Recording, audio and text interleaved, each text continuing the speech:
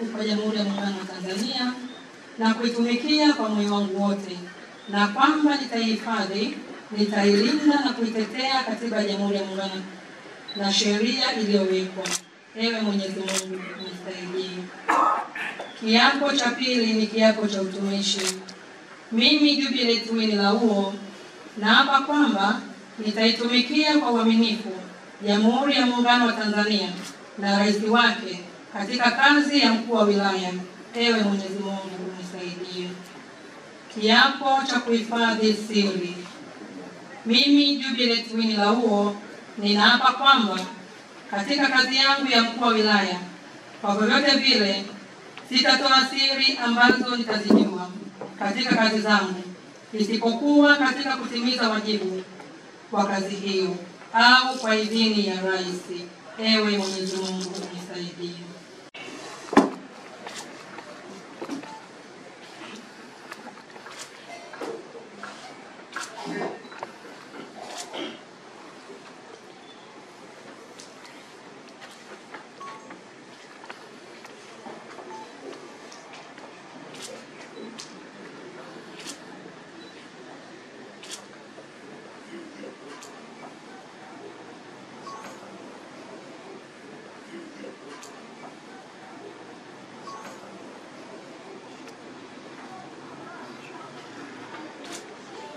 Sasa kazi za ukuu wa wilaya, Mheshimiwa Jubilate, ni kazi ambazo zina mambo makubwa matatu.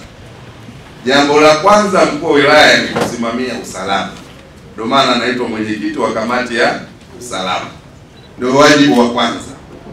Kwa hiyo ili uonekane umefaulu katika kazi yako, la kwanza ni kuhakikisha usalama upo katika eneo lako la kazi. Ndio wajibu namba moja wa mkuu wa wilaya. Wajibu wa pili ni kusimamia maendeleo. Sasa maendeleo yako kule kwa mkurugenzi, kule ndiko kwenye mafungu ya maendeleo. Sasa usimamizi wa maendeleo maana yake ni kusimamia miradi ya maendeleo inayoletwa kwenye halmashauri yako. Usimamizi wa maendeleo ni kuhakikisha kwamba fedha zinakusanywa na zinatumika kikamilifu. Hakuna maendeleo kama hakuna matumizi ya fedha. Kwa hiyo mkuu wa wilaya mzuri ni yule ambaye atasimamia miradi ya maendeleo. Akiona hapa fedha imeliwa, asimame mstari wa mbele kuchukua hatua. Akiona hapa kuna dalili za ufujaji wa fedha, adhibiti kabla fedha haijafujwa. Akiona halmashauri yangu haina mapato, ahakikishe amesimamia kuhakikisha kwamba mwaka hauishi bila halmashauri yake kuwa imefikia malengo ya mapato. Tathmini ya sisi viongozi wala huhitaji kutumia nguvu kubwa kumpima kiongozi. Unapimwa hapa tu, amani ipo, amani hakuna, wewe umefeli. Maendeleo yapo, miradi ya maendeleo haiishi. Halmashauri haikusanyi mapato, lakini halmashauri haina nidhamu. Kila mtu ni kabale, mdogo ana ndevu, mkubwa ana ndevu, haijulikani wanaingia saa ngapi ofisini, wanatoka saa ngapi. Hapo tunasema kiongozi anayesimamia wilaya hii ameshindwa kutimiza wajibu wake. Lakini la mwisho, kero za wananchi ni kitu muhimu sana. Namna ya kushughulikia kero za wananchi. Sasa hapa observation yangu kwanza, kero haziishi bali zinapungua. Atakaye kuambia kwamba kero za wananchi zitaisha, muongo. Siku kero na changamoto na matatizo yanapoisha kwenye maisha, kwenye dunia, ndio siku hiyo hiyo wewe umemalizana na dunia. Ukifanikiwa hili, changamoto hii itaibuka. Ukimaliza hili, linaibuka jambo jingine. Migogoro yani haiwezi kuisha, bali inatakiwa kupunguzwa na kudhibitiwa isiibuke migogoro mipya. Inaishaje wakati watu ndo wanazaliwa?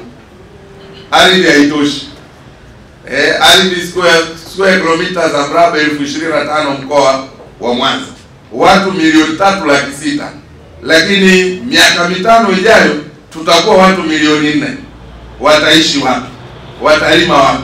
Kwa nini lazima watazozana katika maeneo yao? Lakini kiongozi hodari ni yule ambaye migogoro anaidhibiti, haanzishi mipya, lakini anashughulika na kero ambazo zinawazunguka watu wake. Lakini pia kuna kitabu kinachoitwa Leaders Eat Last. Viko vingi, ukisoma unapata knowledge ya namna ya kuongoza watu. Leaders Eat Last. Sasa hapa haina maana kwamba tukawaibie wananchi, la hasha. Ukisoma sasa content ya kitabu kama hiki, unaambiwa kiongozi, kwa tafsiri tu ya haraka sema leaders eat last, kwamba tunatarajia wewe ule mwisho, lakini maana yake kwamba unawatanguliza kwanza, unaoongoza wafike kule Kanani, halafu wewe sasa ndio unasema nimeridhika, sasa ninaweza hata kwenda kufanya shughuli nyingine. Wewe ni kiongozi, watu wanataka kukufuata. Sasa kuna viwango vinne vya namna watu wanavyoweza kukufuata. Kiwango cha kwanza kinasema position leader. Position leader maana yake ni nini? Yaani huyu ni kiongozi anayefuatwa na watu kwa sababu ana nafasi.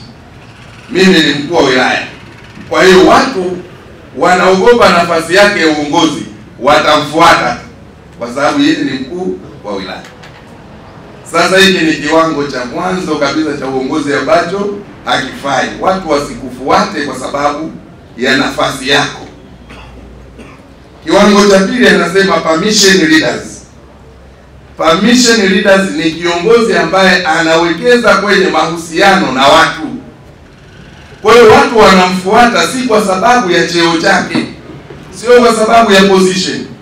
Wanamfuata kwa sababu ya mahusiano yake. Unamwalika mtu kikao, anasema kwa kweli ninaumwa, lakini namheshimu sana mkuu wa wilaya, ngoja nijikongoje nikamsikilize wito wake. Hajaja kwa sababu ya cheo chako, amekuja kwa sababu ya mahusiano yako. Lakini kiwango kingine cha tatu kinaitwa people developmental leaders. Kuna aina ya viongozi wanaoinua viongozi wengine. Kwa hiyo mwingine anajua nikiwa chini ya umbrella ya huyu mkuu wa wilaya nitainuka, kwa sababu ni mtu anayependa kuwainua, kuwafundisha, kuwapika viongozi wengine. Sasa na kundi la mwisho linaitwa pinnacle. Hili la pinnacle ni watu ambao kwa tabia na matendo yao wamefanya mambo makubwa, watu wanaamua kuwafuata kwa sababu ya matendo na athari walioiacha. Mambo matatu ni muhimu sana kwa kiongozi yote. Cha kwanza ni knowledge kuhusiana na kila anachokifanya. Na knowledge inatokana na education. Wewe unayo masters, ulishakuwa mwalimu wa chuo kikuu, ushafundisha Jangwani, umekuwa dasi miaka miwili, knowledge unayo, elimu unayo. Jambo la pili, experience.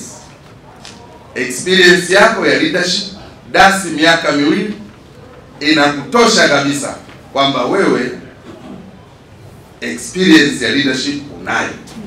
Lakini jambo la tatu, exposure.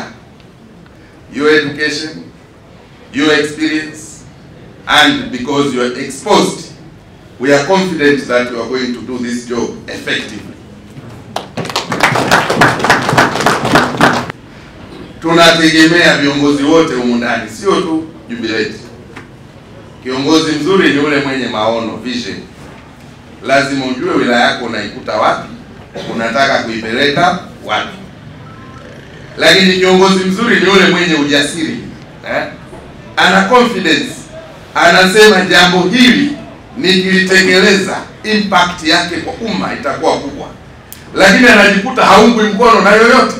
Lakini kwa kuwa wewe unajua dhamira yako kwamba watanielewa polepole, baada ya utekelezaji wa hii jambo wataniunga mkono, kuwa na ujasiri wa kuhakikisha kwamba yale unayoyasimamia, maono yako, unayafikisha mwisho. Lakini maamuzi, kiongozi mzuri ni mwenye maamuzi. Sasa whether maamuzi haya yanawafurahisha watu au yanawaudhi watu, lakini lazima ufanye maamuzi. Sasa maamuzi nayo yakusudia hapa ni maamuzi bora na sahihi. Na ukiyafanya maamuzi sahihi na bora, kipo kikundi cha watu watachukia. Walikuwa wanaibia hela halmashauri, wewe umekwenda umevunja huo mtandao. Kwa kufanya maamuzi sahihi, kusimamia rasilimali ya umma, unafikiri watakufurahia? Lakini kulea wengine, nenda kawalee walio chini yako, ili na wenyewe wakue, wawe mkuu wa wilaya au zaidi yako. Kwa sababu wewe huendi tu kuongoza wananchi. Kiongozi anaongoza wananchi na viongozi wenzake. Kwa hiyo wewe lazima uende ukaongoze wananchi, lakini na kuongoza viongozi wenzako. Sasa viongozi wenzako watakuwa na migogoro wao kwa wao, na wewe lazima uavoid wewe kuwa na migogoro nao, ili uweze kuwasaidia wao wanapogombana.